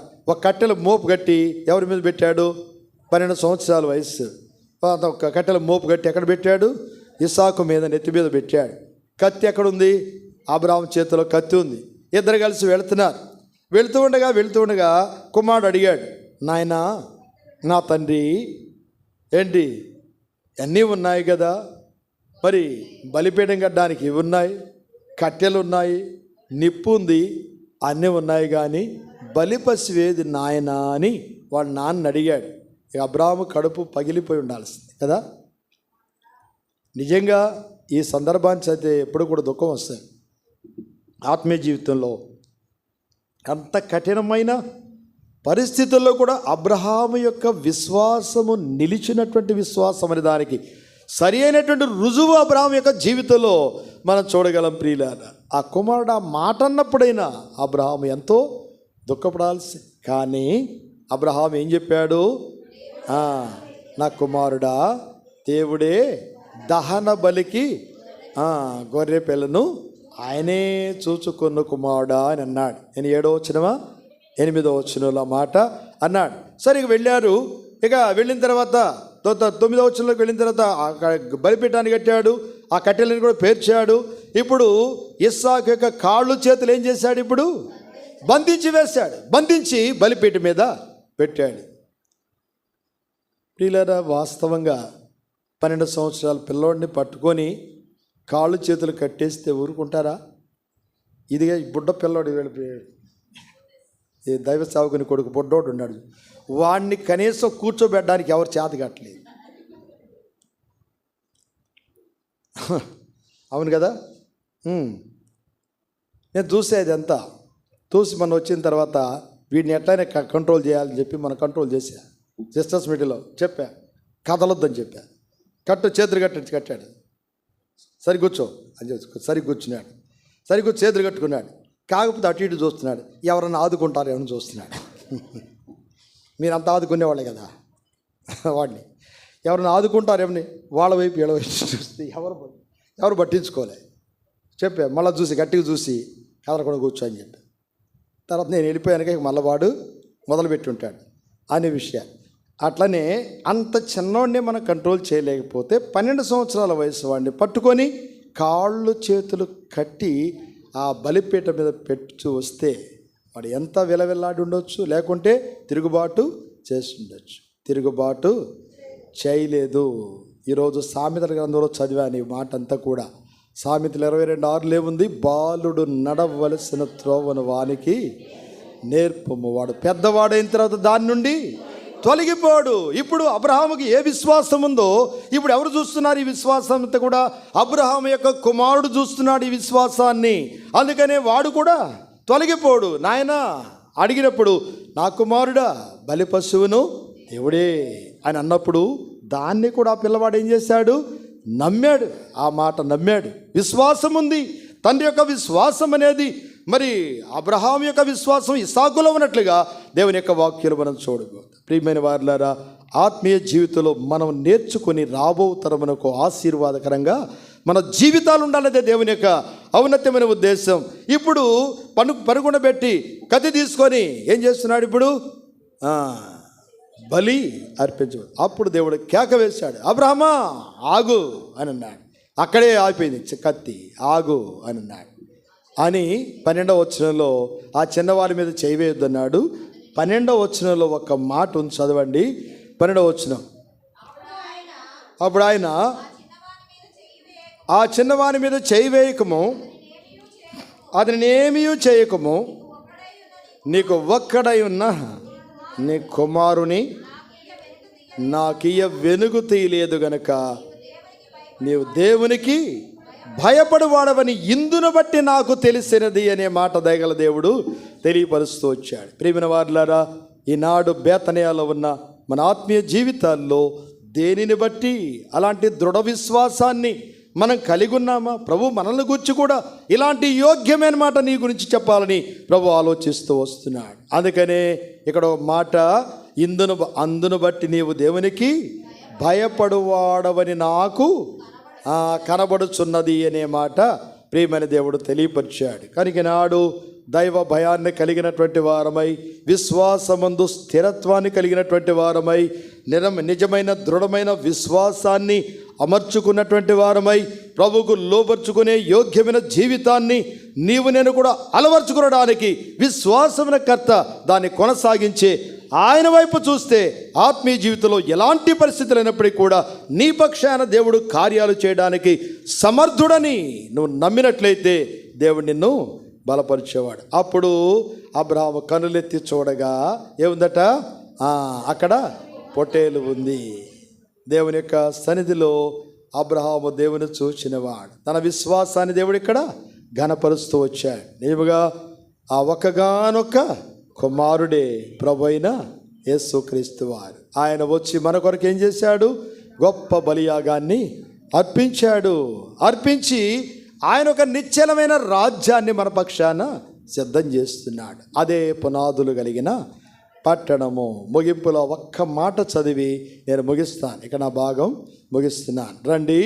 ఇక్కడ అబ్రహాము ఏంటంట? దేనికి దేవుడు శిల్పియు నిర్మాణకుడై ఉన్నాడో ఆ పునాదులు కలిగిన పట్టణం వైపు అబ్రహాము దృష్టించాడు. ఇప్పుడు ఇక జీవిత విధానం ఏంటనంటే ఆ పునాదులు కలిగినటువంటి పట్టణం దేవుని యొక్క వాక్యాన్ని ఆధారం చేసుకొని మనం చూస్తూ వెళితే అది మరి 12 ముత్యముల చేత అలంకరించబడిన గుమ్మముల చేత కట్టబడినటువంటి పట్టణమని ప్రకటన గ్రంథం 21వ అధ్యాయంలో బహు తేటగా వివరించబడినట్లుగా దేవుని యొక్క వాక్యాలు మనం చూడగలం. అది 12 మంది అపోస్తలుల పేర్ల చేత అని రాయబడి ఉంది. 12 ముత్యముల చేత అది అలంకరించబడినట్లుగా దేవుని యొక్క వాక్యాలు మనం చూస్తున్నాం. ఆ పునాదులు కలిగిన పట్టణం వైపు నీవు నేను కూడా దృష్టి ఉంచి ఒకరోజు ఈ లోకాన్ని విడిచిన తర్వాత ఆ నిశ్చలమైన రాజ్యంలో యుగయుగాలు ఆయనతో కూడా ఉంటామనే ఆ నిరీక్షణ కలిగినటువంటి వారమై, దృఢ విశ్వాసాన్ని అమర్చుకున్నటువంటి వారమై, అబ్రహాము లాంటి యోగ్యమైన జీవితాన్ని ప్రభు సన్నిధిలో అలవర్చుకున్న వారమై ఆ దేవునికి మహిమకరంగా మనం ముందుకు సాగాలనేదే దేవుని యొక్క ఔన్నత్యమైన ఉద్దేశము. అలా బేతనియాలో ఆత్మీయ జీవితం ఎక్కడ? విశ్వాసమందు ఆశ్చర్యత, మరి వెనకంజ వేసి వచ్చిన స్థితి. అంత మాత్రమే కాదు కానీ దేవునికి ఇవ్వవలసినటువంటి వాటి విషయంలో, దేవుని యొక్క సేవను జరిగించడానికి దేవుని యొక్క దాసులతో కలిసి వెళ్ళే విషయాల్లో, ఆత్మీయ జీవితంలో మరి దృఢ విశ్వాసాన్ని కలిగి ప్రభు మీద ఆధారపడేటువంటి విషయాల్లో, నిందారహితంగా జీవితాన్ని కాపాడుకునే విషయంలో, ఎక్కడ ఆత్మీయ జీవితంలో కొరతలు కలిగి నష్టపోతూ వచ్చామో ఇదంతా ప్రభు దగ్గర పడవేసుకొని క్షమాపణ కోరుకొని నూతనంగా ప్రభుకు మనం అర్పించుకొని ఆ పరిశుద్ధమైన బలలో చేయవేనట్లుగా ప్రభు మనకు సహాయం చేయనుగాక. విశ్వాసమునకు కర్త దాన్ని కొనసాగించువాడైన యేసు వైపు చూచు విజయవంతమైన యాత్రలో కొనసాగినట్లుగా ప్రభు మనకు సహాయం చేయనుగాక. తన మార్గాల్లో వర్ధల చేసి నడిపించుకొనుగాక. ప్రార్థన చేసుకుందాం.